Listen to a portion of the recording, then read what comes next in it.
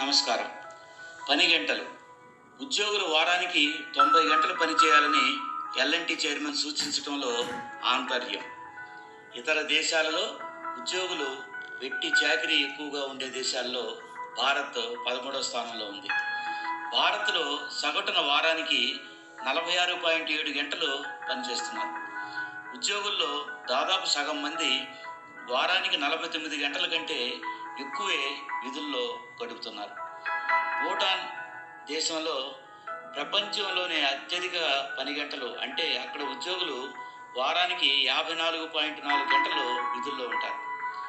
వనబాటు దేశంలో ఉద్యోగుల పనిభారం అతి తక్కువగా మొదటి స్థానంలో ఉంది. అక్కడ ఉద్యోగులు వారానికి సగటున 24.7 గంటలు మాత్రమే పనిచేస్తారు. ఉద్యోగుల ఇళ్లలో స్త్రీలను కించపరుస్తూ అవాంఛనీయ వ్యాఖ్యలు చేయటం సామాజిక ఉద్యమకారులకు ఆగ్రహం తెప్పిస్తోంది. డబ్బు కోసం ఏ పనికైనా దిగజారే కార్పొరేటర్లు సాంఘిక జీవితం లేకపోతే శ్రామిక వర్గానికి కూడా ఉండదనుకోకపోవటం ఒక అహంకార ధోరణి ప్రదర్శన. ఇన్ఫోసిస్, ఓలా సీఈఓలు, ఎల్ఎన్టీ చైర్మన్లు వారి భార్య పిల్లలతో సాంఘిక జీవనం అసలు ఉందా అనే సందేహం కూడా మనకి కలక్క మానదు. పశుజాతి కన్నా సంతతి పట్ల జంతు ధర్మాన్ని పాటించి ప్రేమను ప్రదర్శిస్తాయి. మనిషి జాతి లక్షణం ప్రదర్శించని కార్పొరేటర్లు కష్టజీవుల మనసుల లోతు ఎలా తెలుస్తుంది? ఇన్ఫోసిస్ సీఈఓ వారానికి 70 గంటలు అమలు జరగాలని, తాను బతికినంతకాలం ఇదే చెబుతానని కొండబద్దలుగా చెప్పారు. తాను పెద్ద వయసులో 85 నుండి 90 గంటలు పనిచేస్తుంటే ఉద్యోగులు 70 గంటలు పనిచేయరా అని ప్రశ్నించారు. ఓలా సీఈఓ తాను రోజు 20 గంటలు పనిచేస్తుంటే ఉద్యోగులు ఎందుకు చేయరు అని ప్రశ్నిస్తున్నారు. ఎల్ఎన్టీ చైర్మన్ ఉద్యోగులు ఆదివారంతో సహా వారానికి 90 గంటలు పనిచేయాలని, ఇంట్లో భార్యను చూస్తూ భర్తను చూస్తూ భార్య, ఇళ్లలో ఏం చేస్తారని ప్రశ్నించారు. మాట తీరు గర్హనీయం. సామాజిక వ్యతిరేక భావనతో కూడిన భావ వ్యక్తీకరణను ఇది సూచిస్తుంది. ఉద్యోగ భద్రత, పర్మనెంట్ ఉద్యోగాలు, ప్రభుత్వ రంగ సంస్థల ఉద్యోగులలో రక్షణ లేదు.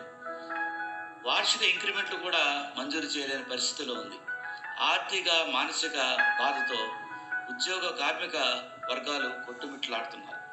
ఈ దుస్థితిలో ఉన్నటువంటి కార్మిక వర్గానికి ఎంత ద్రోహం చేస్తున్నారో మీరు ఒకసారి ఆలోచించుకోవాలి.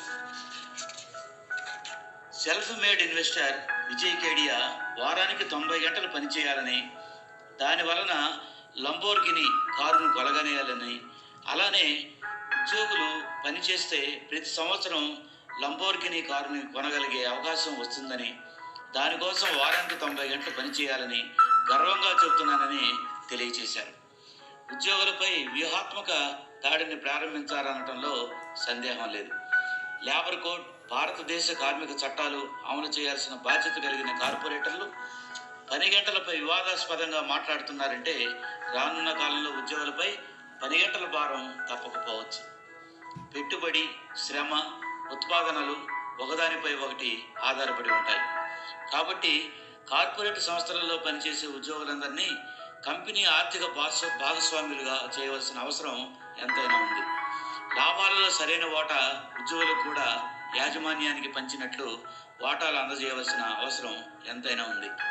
కార్పొరేటర్లు, ఉద్యోగులు వేరని భావిస్తే రానున్న కాలంలో ఏఐ టెక్నాలజీ వల్ల ఇద్దరికీ పెను ప్రమాదం పొంచి ఉందనడంలో సందేహం లేదు. మీ అభిప్రాయాలు దయచేసి కామెంట్ రూపంలో తెలియజేయండి. అర్థవంతమైన చర్చకు నాంది పలుకుతారని ఆశిస్తూ మీ నూతలపాటి నాగేశ్వరరావు. ధన్యవాదాలు.